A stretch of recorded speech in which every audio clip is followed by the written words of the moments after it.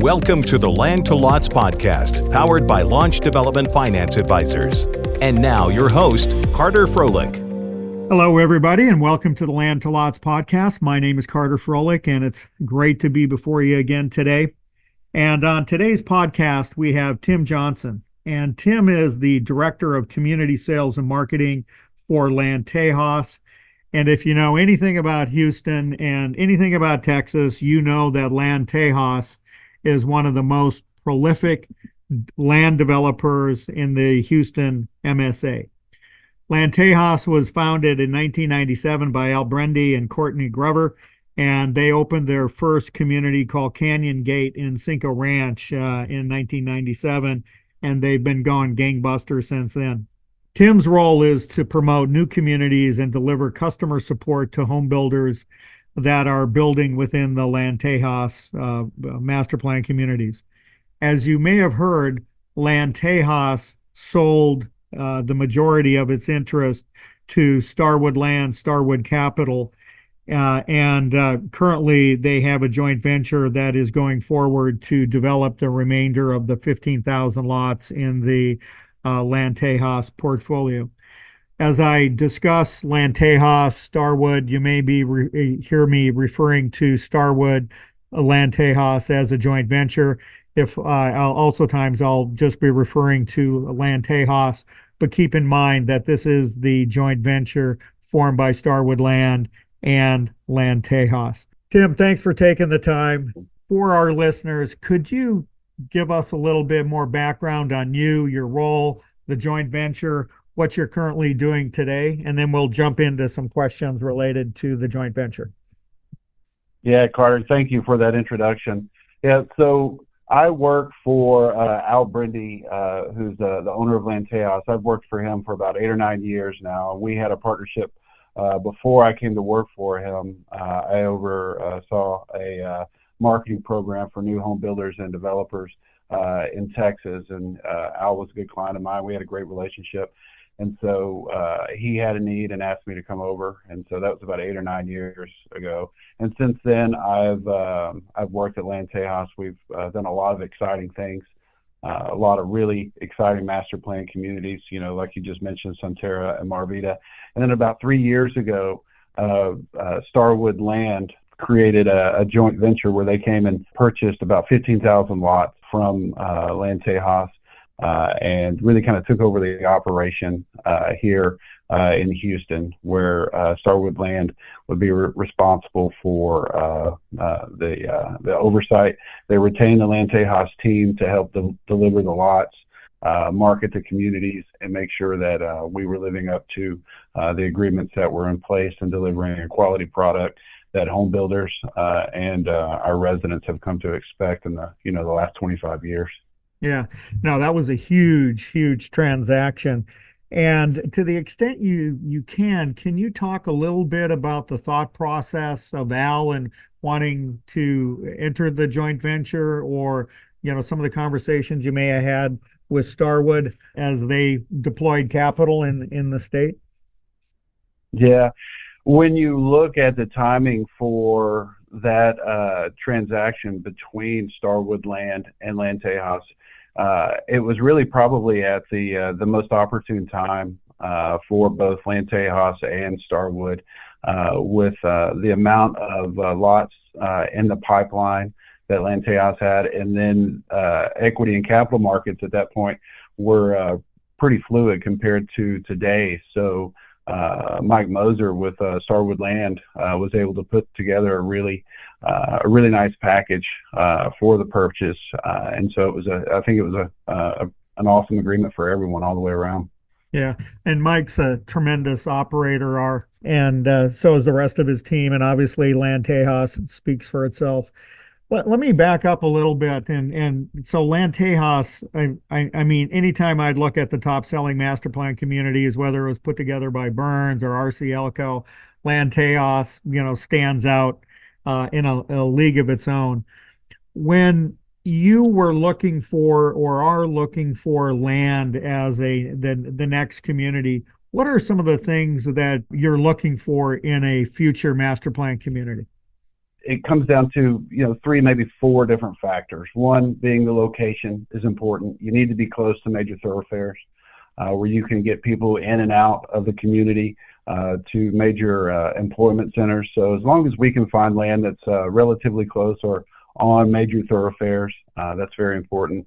The school districts are also important when you're asking people to extend their drive from town to the suburbs. You need the good school districts, and so that's another thing that we look at.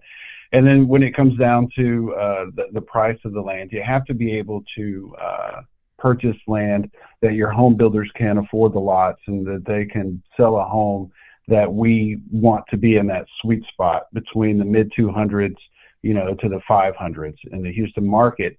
That's what we consider to be recession proof, right? Because that's where, if you do have big dips in the economy or big swings in interest rates, which we've recently seen, when you're in that meat of the market, it doesn't slow down as much, and you're not hit as hard as you would be if you were at the top of the market with really expensive homes. So those are features that we really look for. And then going through the entitlement process, you have to find a piece of land that you can identify the owners equally and easily. And you need to find a piece of land where the entitlements, whether it be minimal rights or surface agreements, they're contained and owned. So those are the things that we look at when we look at a piece of land. Yeah. And Tim, when you're out hunting for land, are you driving up to ranches and farms and knocking on the door? Are you using the brokerage community, combination of all the above? I know Texas functions somewhat different than other markets, and for our listeners, that may be interesting to learn some of the differences in Texas vis-a-vis some of the other places that our listeners are residing. Yeah. We almost exclusively use the broker market in the greater Houston area. The relationships and the knowledge that some of these brokers have and the information that they know about these tracts of land, we'd never be able to match their knowledge and their ability to go and find out who owns these pieces and these tracts of land, and to figure out, their price points for what they're interested in selling. It's amazing. I mean, it's an awesome brokerage group in the greater Houston area. Yeah. And as you know, we're related. We're a related company of land advisors, and it's always interesting in talking with Kirk and Dwayne because they kind of exchange barbs with the guys up in Dallas and Austin, and in Dallas and Austin they all drive pickups, but Kirk and Dwayne drive Teslas. And so and they go, how come you drive a Tesla? And they said, because we never have to go out and inspect the land. We know it's flat and we know it's wet. Yeah, that's true. Yeah. Very true. No, we've got a good relationship with Kirk and Dwayne and land advisors, and worked with them on several deals over the years. Good guys. Yeah. Yeah. And how does now that we're talking a little bit about drainage, but how does that come into the entitlement process as you're looking at either entitling land or purchasing entitled land? Yeah, it's something that you have to be aware of. And now, since the hurricanes 6-7 years ago that really we had the significant flooding in the greater Houston area, Harris County has adopted much more stringent flood policy regulations, and the other counties around Harris County have done the same. So there's stringent approvals and planning that we go through with our engineers.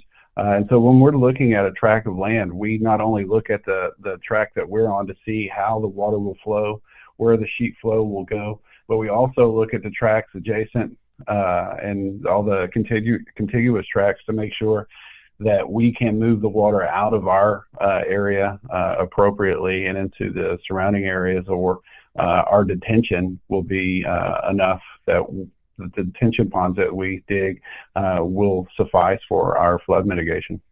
So when it comes to flood mitigation and the cost of providing that, I'm sure it varies from project to project, but is it one of the more expensive public infrastructure items you have to look at constructing in comparison to wastewater treatment plants, et cetera? Where would it rate on the scale, Tim?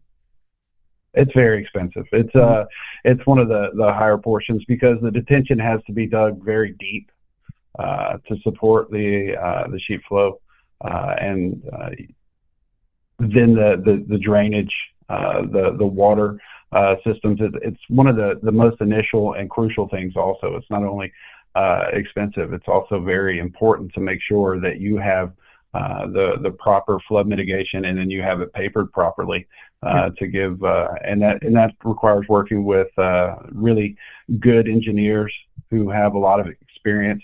They know the ins and outs of the local municipalities, what they're looking for, what we need to do. So we're doing things appropriately and then legally also. Yep. Well, and kudos. I know you guys have been getting a lot of rain. It's been in the news. But when you look at where the flooding is, at least from what I can tell, it's not in the master plan communities. It's in areas that haven't been planned and engineered, like everybody in the private sector has been doing with the master plan communities that surround the MSA area. So, kudos and hats off to all you guys. Yeah, and when you look at the planning and zoning commissions that you work with at the county or other municipalities, whether it be a city municipality, we work with them as a partner, right? Mm-hmm. And to come up with plans, and they have their own engineers and they have their own guidance, and so it's a lengthy agreement and partnership that we have with all of these local municipalities. But you're right. The flooding does not, for the most part, it's not what you see when you see it on the national news. It's not in the master plan communities because the technology for flood mitigation is really intelligent, and we're able to do things safely. And Tim, are most of your projects then in the county, Fort Bend, Harris, etc., or are you oftentimes in the incorporated boundaries of a city? Both. Some will be county, some will be extraterrestrial jurisdictions, and then sometimes we will be annexed into smaller cities.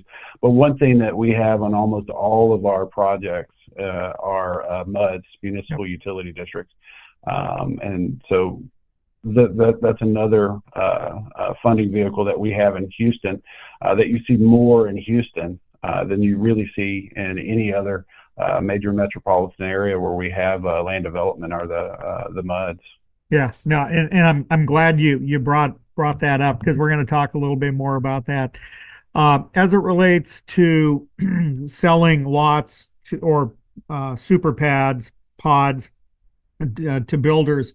What is your preference? Are you typically selling finished lots to the builders, or do they want to put in their own in-tract local improvements? Are you seeing a combination of the two? What is the preference for the joint venture and the builder? Yeah, we like the what we'll refer to as a retail lot, mm-hmm. Which is a finished lot. That's what we prefer, and that's what our builders prefer too. That way, that lot, in our mind, we are delivering a lot that is complete, and when the builder receives it, they're able to just go get a permit for their construction and start building. There's no other dirt work or site work that ideally that they wouldn't have to do.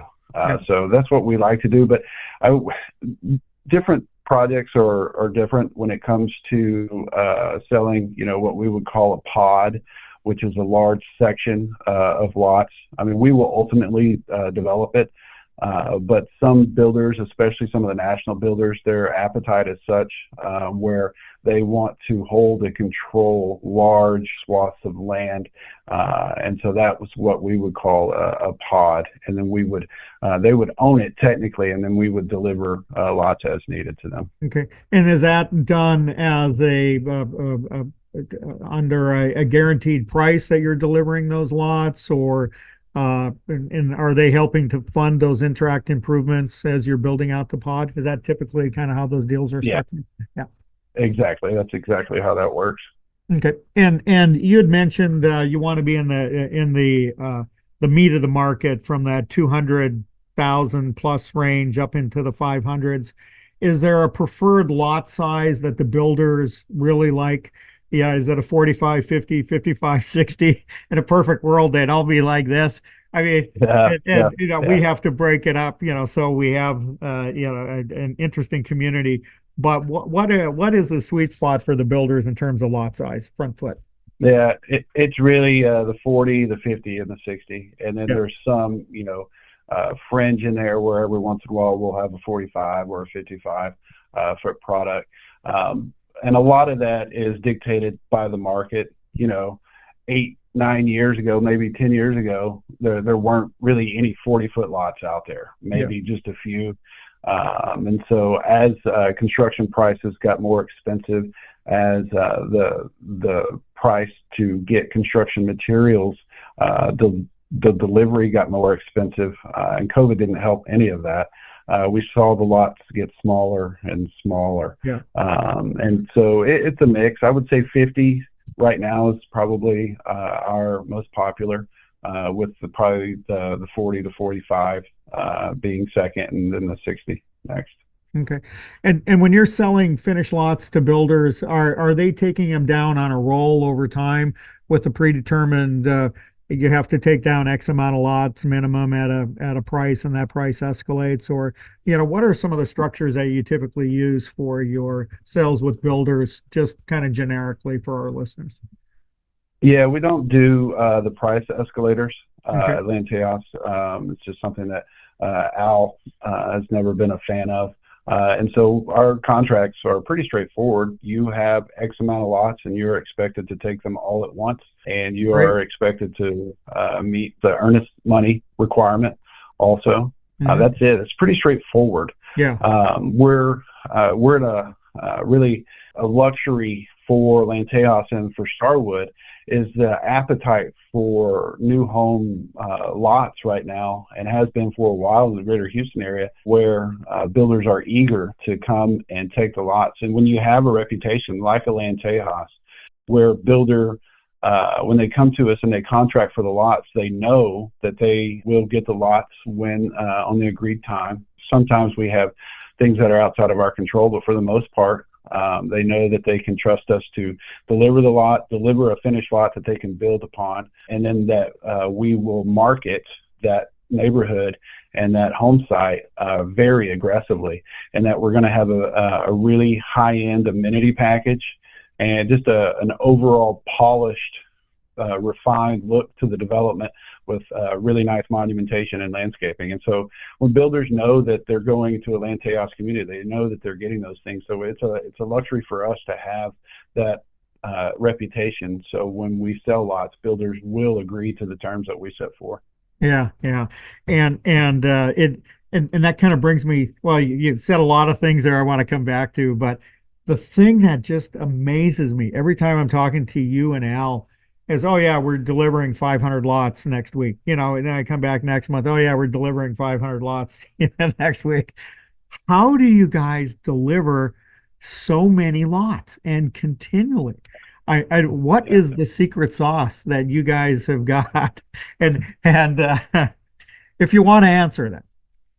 Yeah, no, it's going to seem somewhat generic on this answer, but it's a really good team of project managers. The project managers that we have that oversee the development, that make sure the lots are delivered, are world class. They've been doing this for a while, tons of experience. The engineers that we use, the engineering firms that we partner with, they're very good at getting lots platted and recorded in a timely manner. And then the vendors, the trade groups that we partner with, they can do the really big jobs, because Houston is such a big market and so much land development that these vendors, they're able to take huge swings at the land clearing and land development, and they're able to afford a lot of machinery. So Yeah. it's all of those factors. Yeah. Well, great. You mentioned financing in the MUDs. We're going to talk about that a little bit, and then I'd like to get into the amenity discussion. But you had mentioned that you are typically using MUDs, which are municipal utility districts, to finance infrastructure. Would you be able to do what you do without MUDs in the Houston area? Yeah. You could.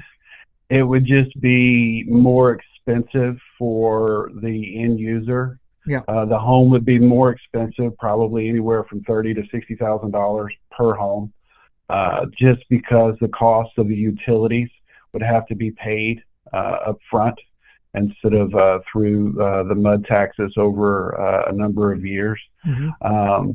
And I just don't think we could do the size of the project and how fast the projects go. Yeah. And how fast these homes sell. I just don't think you could, because there wouldn't necessarily be a funding vehicle.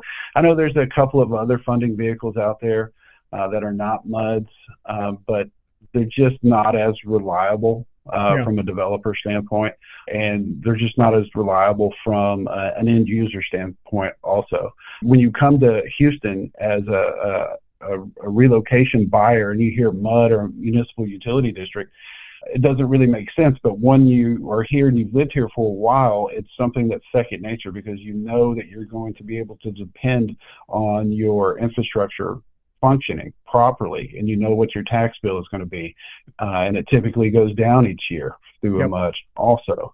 So for us, to answer your question, I know that was a long answer. I just don't think it could happen, at least to the scale and scope of land development currently happens in Houston without the MUDs. And you answered this too, but I'll ask it more directly. And the existence of a MUD does not impede your home builders buying within the community or your home buyers buying within that community. Is that a correct statement? Is that what I heard? Yeah, that is correct. Yeah. So yeah, if anything, it really has no bearing on the home builder getting permits or being able to sell a home at all. And recently, we were fortunate enough to work with a joint venture to do the forward funding launch bond, $165 million for Astroland, rolling up 4 of your projects, 10 of your MUDs, $165 million. And we're going to be talking with Mike Moser on that at one of our future podcasts. We're trying to get them scheduled right now. But how was that input of capital into the joint venture? Was that a helpful infusion of cash? Oh yeah, definitely. Yeah, that was a great plan. A lot of good, really smart people worked on that bond package, that bond sale. And when you're able to go to market and show the team that we have, the people that are working internally, you're able to show the projects and the quality of projects that we've worked on over the years. You're able to get investors excited and comfortable with your offering. And so that really worked out well. But it just goes back to reputation and people. And we definitely have both of those with Starwood and Lantejas. Absolutely. And when you bring out the bond investors and they take a look at the quality of the projects, there's really no decision at all. And then part of the reason we're able to do that is, and Tim alluded to it, is the fact that the MUDs are a very functional financing instrument. They run like a Swiss railroad.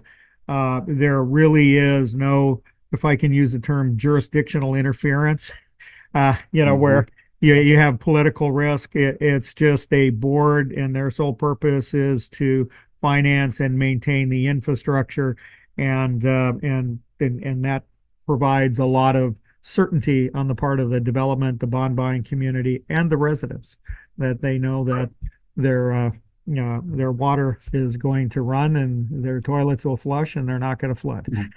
So yeah, exactly right. And we have really good relationships with the MUD boards that oversee our development. Some of the MUDs are a little older and have really done some great things beyond just the utilities, really making the areas very nice for people to live. With all kinds of projects they take on. So I think they're wonderful. I really do. Well, everybody, that concludes part 1 of my conversation with Tim Johnson. If you enjoyed this podcast, please subscribe wherever you get your podcast. You have been listening to the Land to Lots podcast with Carter Froelich. Follow us wherever you find your podcast to never miss a new episode.